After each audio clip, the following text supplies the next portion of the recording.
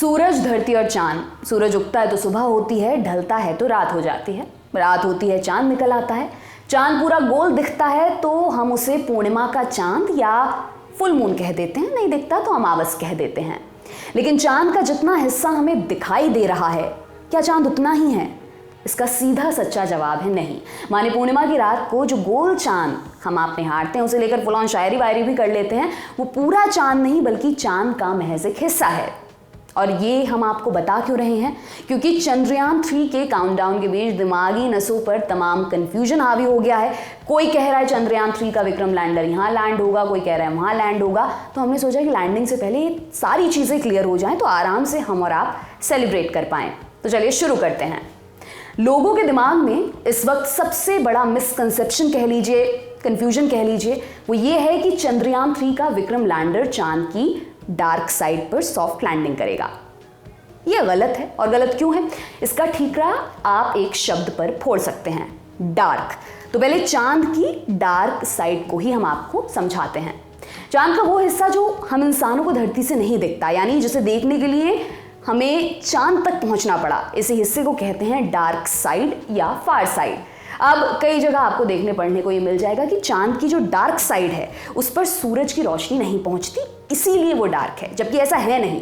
चांद के दोनों साइड्स यानी कि नियर साइड जो हमें दिखती है और फार साइड या डार्क साइड, उन पर सूरज की रोशनी बराबर पड़ती है।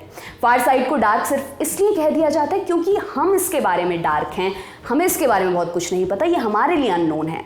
20 अगस्त को चंद्रयान 3 ने फार साइड की तस्वीरें भेजी। ऐसा नहीं है कि दुनिया ने इससे पहले कभी चांद के फार साइड की तस्वीरें नहीं देखी थी। साल 1959 में सोवियत संघ के लूना 3 ने दुनिया को पहली बार चांद की फार साइड से अवगत कराया। हालांकि 1968 के साल में अपोलो 8 के एस्ट्रोनॉट्स ने चांद की फार साइड को पहली बार प्रत्यक्ष रूप से देखा। अब आगे की बातचीत में कोई कंफ्यूजन ना रहे, इसलिए हम डार्क साइड की जगह फार साइड का इस्तेमाल करेंगे। ये साइंटिफिकली सही टर्म भी है। अब आपके मन में एक सवाल आ रहा होगा कि ये फार साइड आखिर हमें दिखती क्यों नहीं? इसका कारण एक और प्रचलित धारणा है कि चांद अपनी धुरी पर स्थिर रहता है। ये बात सच नहीं है। चांद धरती का चक्कर लगाता है, इसी के साथ वो अपनी धुरी पर भी घूम रहा है। जितनी देर में चांद अपनी धुरी पर एक चक्कर पूरा करता है, ठीक उतना ही समय लगता है उसे धरती का एक चक्कर पूरा करने में। विज्ञान की भाषा में इसे ही कहा जाता है टाइडल लॉक, जिसके कारण चांद का एक हिस्सा हमेशा धरती के सामने रहता है जबकि दूसरा हमेशा छिपा रहता है। मतलब ये हुआ कि चांद की रोटेशन करने के तरीके पर एक लॉक लग चुका है। ये ऐसा ही रहेगा, कुछ कर लो। यहाँ पर एक और सवाल, क्या सिर्फ टाइडल लॉक ही फार साइड के ना दिखने का एकमात्र कारण है? तो जी नहीं, ऐसा बिल्कुल नहीं है। हमारे आसपास, हमारे सोलर सिस्टम में कई प्रक्रियाएं एक साथ हो रही हैं, सब इंटरकनेक्टेड है, सब एक दूसरे को प्रभावित कर रही हैं। चांद धरती के चारों तरफ घूम रहा है। इस घूमने के दौरान वो गोलाई में न घूमकर एक इलिप्टिकल यानी अंडाकार कक्षा में घूमता है। इन्हीं सब कारणों से एक घालमेल बनता है जिसे विज्ञान की भाषा में कहते हैं लिब्रेशन। इसी लिब्रेशन के कारण चांद का सिर्फ 59% हिस्सा हमें दिखाई देता है। जहां तक फार साइड की बात है, कभी कभार उसका 18% हिस्सा हमें दिख जाता है, लेकिन अधिकतर हिस्सा हमेशा छिपा रहता है। हमने फार साइड को समझ लिया। अब आते हैं अपने इनिशियल सवाल पर, यानी क्या चंद्रयान 3 चांद की फार साइड पर लैंड करने वाला है? जवाब है नहीं। चंद्रयान 3 चांद के साउथ पोलर रीजन यानी दक्षिणी ध्रुवीय क्षेत्र में उतरने वाला है। इस रीजन में चांद के 2 बड़े क्रेटर्स यानी गड्ढे हैं, इनके नाम है मैंसिनस और बोगुस्लावस्की। चंद्रयान 3 इन्हीं के बीच लैंडिंग की कोशिश करेगा। चंद्रयान 3 की लैंडिंग के वास्ते 2 साइट्स का चुनाव किया गया है। पहली है प्राइमरी लैंडिंग साइट, दूसरी है अल्टरनेटिव लैंडिंग साइट। इन दोनों को इस वक्त आप अपनी स्क्रीन पर देख सकते हैं। अब एक और जरूरी सवाल, क्या दक्षिणी ध्रुवीय क्षेत्र में लैंडिंग कराने वाला भारत पहला देश होगा? बिल्कुल। अगर लूना 25 क्रैश नहीं होता तो रशिया ऐसा करने वाला पहला देश बन जाता। चंद्रयान 2 ने भी इसी क्षेत्र में सॉफ्ट लैंडिंग की कोशिश की थी जो विफल रही। इससे पहले 2019 की शुरुआत में इजराइल का बेरेशीत मिशन और इस साल जापान का हकुतो आर मिशन भी ऐसा कर पाने में नाकाम रहे। जहां तक फार साइड वाले हिस्से की बात है, साल 2019 में चीन का चांगई 4 स्पेसक्राफ्ट फार साइड में लैंड कर चुका है और ऐसा करने वाला चीन पहला देश है। अब आपको बताते हैं कि चांद के साउथ पोलर रीजन में सॉफ्ट लैंडिंग चुनौतीपूर्ण क्यों है। चांद के साउथ पोलर रीजन की सतह काफी ऊबड़ खाबड़ है। इसके अलावा यहाँ ग्रेविटी फील्ड में भी काफी बदलाव होते रहते हैं। ऊपर से तापमान बहुत कम है, एवरेज तापमान -233 डिग्री सेल्सियस जानिए। वातावरण के पतला होने के कारण रेडिएशन भी यहाँ तगड़ा है। और इन्हीं सब कारणों से यहाँ सॉफ्ट लैंडिंग के वक्त खासी दिक्कतें पैदा होती हैं। आपको ये भी बताते चलें कि चंद्रमा के दक्षिणी ध्रुव के कई बड़े हिस्सों पर मौजूद क्रेटर यानी कि गड्ढे अरबों वर्षों से सूर्य की रोशनी से अछूते हैं।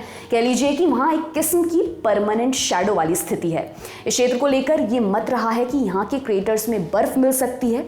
बर्फ होने से यहाँ पानी की संभावना दिखती है। इसलिए सारे ताकतवर देशों ने अपने मून मिशंस में चांद के दक्षिणी ध्रुव पर फोकस किया। चांद के दक्षिणी ध्रुव के क्रेटर्स की रचना भी अपने आप में बेहद अनूठी है और वहाँ हमारे सौर मंडल के पैदा होने से जुड़े सबूत मिल सकते हैं। ये भी मत है कि इन विशेषताओं के चलते चांद का इलाका मानव बस्ती बसाने की क्षमता रखता है। अमेरिका का नासा भी अपने आर्टेमिस 3 कार्यक्रम के जरिए चांद पर 2025 में जो मानव अभियान भेज रहा है वो भी दक्षिणी ध्रुव पर जाएगा। दुनिया के दूसरे कई देशों की अंतरिक्ष एजेंसियां और निजी कंपनियां चंद्रमा के क्षेत्र का पता लगाने के लिए मिशंस की योजना बना रही हैं। तो क्या चंद्रयान 3 के लिए चांद के साउथ पोलर रीजन का रास्ता एकदम साफ है? हाँ भी और नहीं भी। इसकी और गहराई से पड़ताल करने के लिए इंडिया टुडे की ओपन सोर्स इन्वेस्टिगेशन टीम ने गुजरात की फिजिकल रिसर्च लैबोरेटरी के रिसर्चर्स से बात की। और क्या पता चला?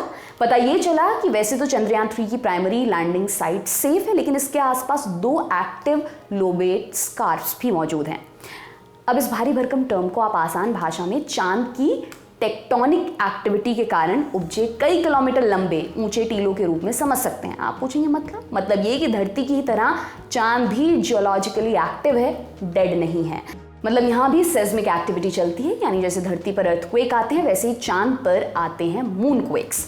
ऐसा माना जाता है कि जब चांद की क्रस्ट सिकुड़ती है तो एक्टिव लोबेट स्कार्प्स बनते हैं।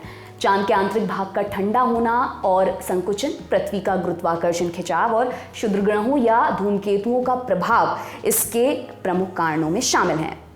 आपने स्कार्प्स को समझ लिया। अब बताते हैं क्या ये स्कार्प्स विक्रम लैंडर की सॉफ्ट लैंडिंग को प्रभावित कर सकते हैं या नहीं। फिजिकल रिसर्च लैबोरेटरी गुजरात के प्लानिटरी विभाग ने इसे लेकर हाल ही में एक रिसर्च पेपर छापा है। इसके अनुसार चंद्रयान 3 की प्राइमरी लैंडिंग साइट के आसपास कई किलोमीटर लंबे 2 स्कार्प्स पाए गए हैं। चूंकि पहला स्कार्प हाल ही में सेस्मिकली एक्टिव था, इससे अंदाजा लगाया जा रहा है कि ये मूनक्वेक्स को ट्रिगर कर सकता है। नतीजतन सतह पर कंपन की स्थिति बन सकती है।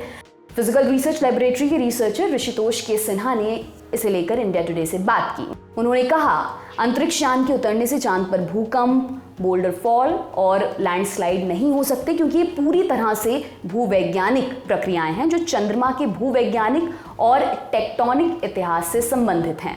इसलिए पेपर का निष्कर्ष है कि चंद्रयान 3 मिशन वर्तमान में होने वाली किसी भी संभावित भूकंपीय खतरे से सुरक्षित हो सकता है। खैर, उम्मीद पर दुनिया कायम है और इसी दुनिया की निगाहें आज 23 अगस्त 2023 को भारत पर टिकी हुई हैं। शाम 6:04 पर विक्रम लैंडर चांद की सतह पर उतरने की कोशिश करेगा और अगर आज ऐसा संभव हुआ तो हम भूत, वर्तमान और भविष्य के एक अनूठे संगम के साक्षी होंगे। और हाँ, सेलिब्रेटरी मोड में साथ साथ थोड़ा गुनगुना भी लेंगे। Fly me to the moon, let me play among the stars. आप इसके बारे में क्या सोचते हैं हमें कमेंट बॉक्स में ज़रूर बताएं। मेरा नाम दिव्यांशी सुमराव है। इस जानकारी को आपके सामने लाने में मेरी मदद की थी मेरे साथी दीपक कौशिक ने। देखते रहिए दी लल्लन टॉप। बहुत बहुत शुक्रिया।